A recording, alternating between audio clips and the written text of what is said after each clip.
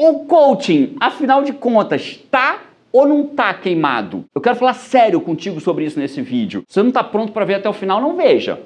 Mas eu vou te falar qual é a tua responsabilidade nisso e a minha. Vou bater no meu peito e vou falar qual é a minha. E vou falar o que tem a ver coaching estar ou não estar queimado com a matéria do G1 sobre o Tite, que saiu hoje, no dia da gravação desse vídeo para você. Você vai entender o que isso tudo tem a ver. Tá ou não tá queimado, o que nós temos a ver com isso e a matéria do Tite. Vem comigo até o final desse vídeo.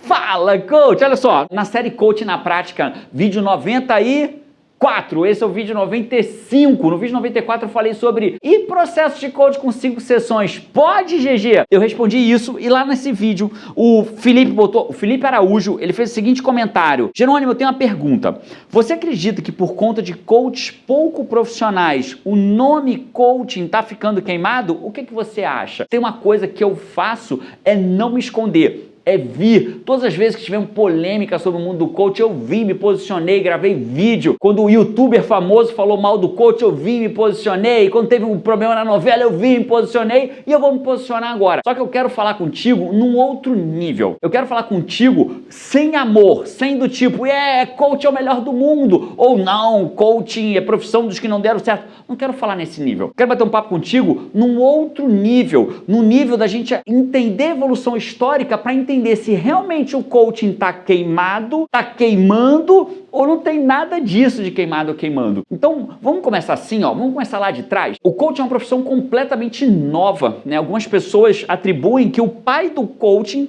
é o Tim Galloway, que escreveu o livro The Inner Game of Tennis, é uma das versões, beleza? A gente tem relatos de pesquisas no mundo do coaching na Inglaterra de 1930, mas algumas pessoas dizem que o livro do Tim Galloway, do jogo interno do tênis, ele seria o pai do coaching. Ele está vivo, dando palestra, dando treinamento. Então, se você imaginar que algumas pessoas atribuem que o pai do coach está vivo, é como se eu dissesse que o pai da medicina está vivo, entende? O fato é, o coaching é totalmente novo, completamente novo. Quando a gente olha lá para trás, na história da medicina, por exemplo, os primeiros médicos, eles eram práticos. Sabe o que é prático? Prático é um cara que tem habilidade de praticar alguma coisa. Então a medicina ela surgiu muito ligada à religião, né? Porque tinha aquela história dos faraós, os caras que cuidavam dos faraós. E eles faziam tipo um unguento de víscera de leão, víscera de elefante para ajudar a tratar os faraós. E tudo era testando. Pô, vamos ver se isso melhora, se isso piora. Então lá atrás, quando a medicina surgiu, os caras eram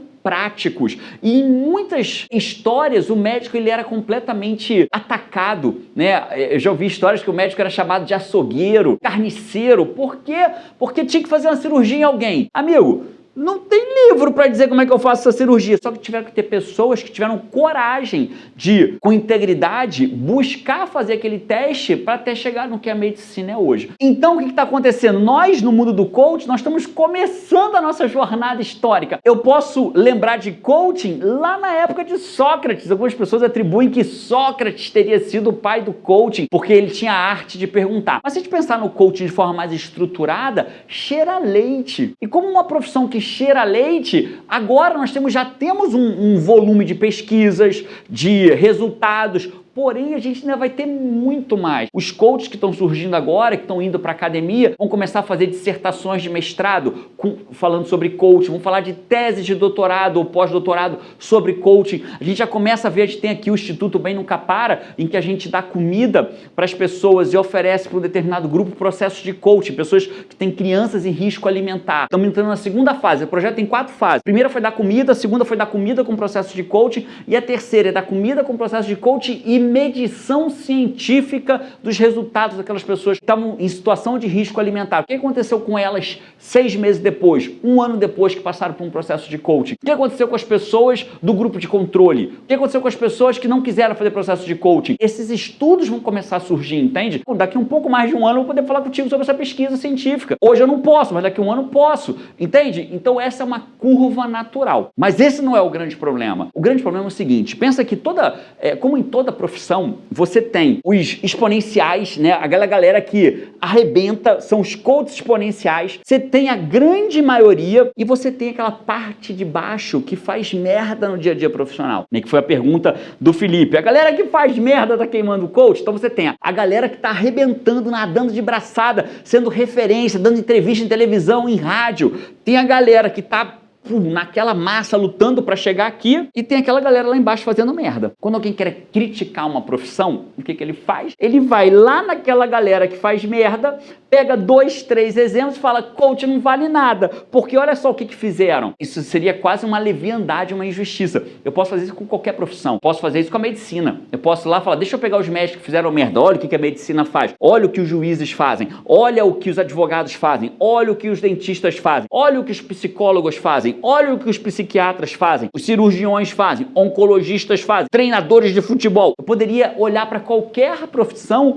e reunir um 100 número, 100, vou falar 100, poderia reunir 100 casos de grandes merdas feitos por qualquer profissional que exista. Mas aí o que acontece? Aí vem onde nós temos culpa, eu tenho culpa, talvez você tenha culpa, onde nós temos culpa. Qual é o problema? O problema é que eu não sei se você já reparou isso, né? As pessoas, para falar mal do restaurante, elas falam mal, elas gritam, elas falam alto, elas reclamam em voz alta para que todo mundo ouça no restaurante. Mas vai elogiar, ela pergunta qual é o endereço do site para poder elogiar no e-mail ou num papelzinho, dobrar bem pequenininho e botar dentro da caixinha que ninguém sabe que aquela pessoa está elogiando. Então o que acontece muitas vezes é que você vê as pessoas que têm a ânsia de falar mal de qualquer profissão, hora do coach, hora do médico, hora do governo. Se você pegar uma pessoa dessa e pesquisar a história dela na internet, muito provavelmente ela está falando mal do coach aqui, mas ela estava falando mal do médico no outro vídeo, estava falando mal do governo no outro, estava falando mal da família no grupo de WhatsApp da família, estava falando mal de todo mundo. E aqui também estava falando mal do coaching, entende?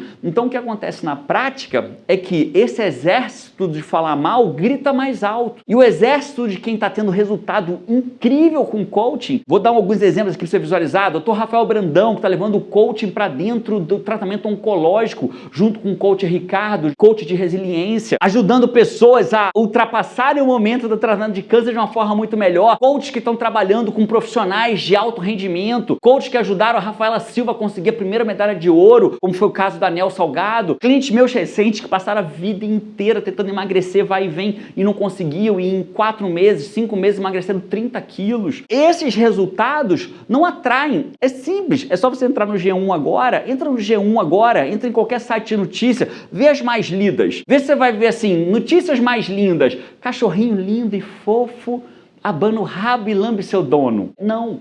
O que vai ter lá é fulano mata os 2 filhos para promover a própria igreja, fulano matou 25 numa festa rave e depois se matou. Essas são as notícias mais lidas. Então quando você vai ver isso, o que você entende é que o peso, o negativo tem mais força. Então onde eu quero chegar? Que nós coaches que estamos ou aqui na referência do Brasil e do mundo, ou aqui lutando para fazer um coach sério, o que a gente tem que fazer? Falar alto, na mesma intensidade daquelas pessoas que estão falando mal, entende? E não o contrário, e não ouvir que estão falando mal, falando, deixa eu me esconder porque eu sou coach. Não, ao contrário, estão falando mal do coach, opa, deixa eu, sem julgamento, com empatia, técnicas de coaching, sem julgamento, com empatia, falar também, só que bem do coaching, com casos concretos, mencionando que, por exemplo, tem curso de coaching em Harvard, que um dos maiores oncologistas do Brasil usa coaching no tratamento oncológico.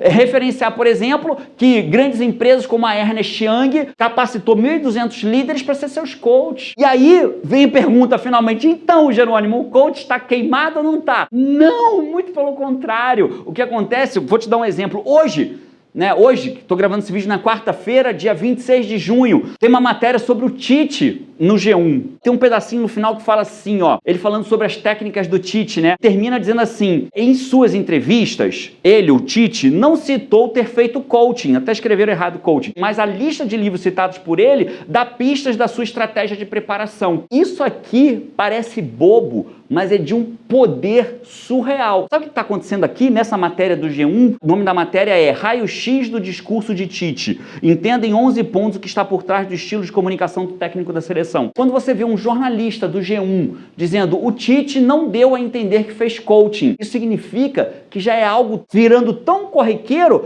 que o próprio repórter já se questiona, será que ele fez coaching? Porque ele tem um estilo de comunicação tão bom. Então o coaching começa a penetrar em situações em que você já não está mais se perguntando se o coach existe ou se não existe, se ele é bom ou se ele não é. As pessoas já se perguntam, o Tite melhorou tanto, será que ele faz coaching? Ele não disse isso, ou seja, já é natural um treinador da seleção brasileira fazer coaching, ou questionar, será que ele fez coaching? Isso é só um de tantos outros exemplos que eu poderia citar. Então onde eu quero chegar? Coaching está queimado? Claro que não.